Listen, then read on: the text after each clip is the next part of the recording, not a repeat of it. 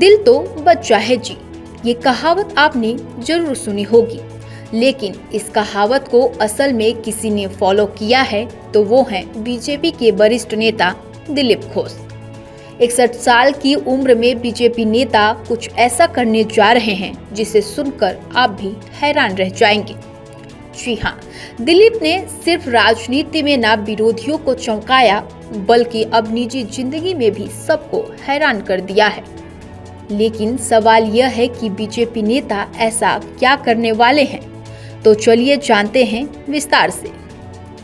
दरअसल 61 साल के बीजेपी नेता दिलीप घोष को अपनी जवानी के दिन याद आ गए हैं। ऐसे में बीजेपी नेता 61 साल की उम्र में दुल्हा बनने जा रहे हैं। खास बात यह है कि उनकी दुल्हनिया बनेंगी रिंकू मजूमदार, जो खुद भी बीजेपी की महिला मोर्चा के सक्रिय नेता हैं। हम आपको बता दें कि ये रिश्ता सिर्फ दिल से नहीं बल्कि पार्टी से भी जुड़ा है, क्योंकि रिंकू वही नेता हैं जिन्हें पार्टी में लाने का श्रेय दिलीप घोष को ही जाता है।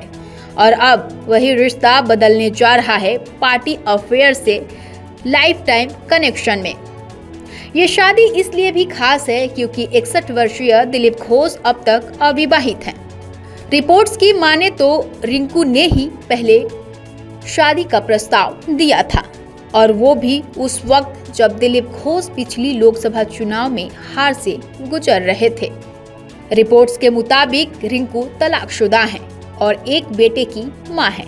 खास बात यह रही कि शादी का प्रस्ताव भी रिंकू ने ही पहले रखा था, वो भी उस समय जब घोष चुनाव हारे थे।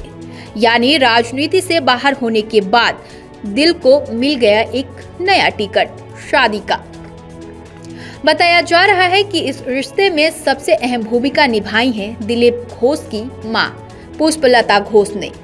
रिंकू ने खुद उनसे मिलकर शादी की बात की और आखिरकार घोष भी मान गए। कुछ दिन पहले जब दिलीप घोष आईपीएल मैच देखने हिडन गार्डन पहुंचे, तभी से इस रिश्ते की चर्चाएं तेज हो गई थी। हम आपको बता दें कि इस शादी में कोई भव्य आयोजन नहीं होगा। शादी सिर्फ करीबी रिश्तेदारों और मित्रों की मौजूदगी में होगी, लेकिन निजी फैसले की गूंज अब सियासी गलियारों तक पहुंच चुकी है। राजनीति के इस तपे हुए खिलाड़ी के जीवन में अब एक नई शुरुआत हो रही है, जहां मंच बदलेगा, रोल बदलेगा, पर तालियों की गूंज शायद पहले से भी ज्यादा होंगी। तो राजनीति के फील्ड मार्शल अब बनने जा रहे हैं फैमिली मैन।